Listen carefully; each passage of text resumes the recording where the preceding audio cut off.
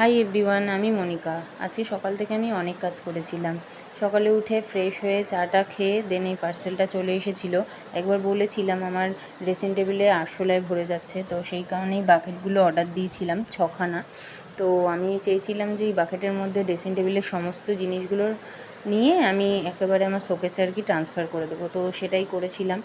দেন মামুনির dressing টেবিলটাও একটু ঠিকঠাক করে দিয়েছিলাম, তো বেশ ভালোই লাগছিলো আমার শোকেসটাও এবং মামুনির ড্রেসিং টেবিলটাও। দেন স্নান টান করে আমি গিয়েছিলাম একটু চুল কাটতে, তো আমার এই টাকলা মাথার চুল আর একটু কেটে দিয়ে উড়িয়ে দিয়েছি আর কি।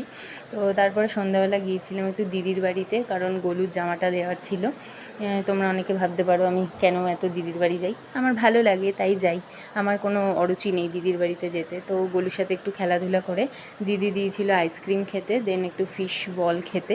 তো এইভাবেই দিনটা কাটিয়েছি। ভিডিও ভালো লেগে থাকলে লাইক করে দিও। বাই।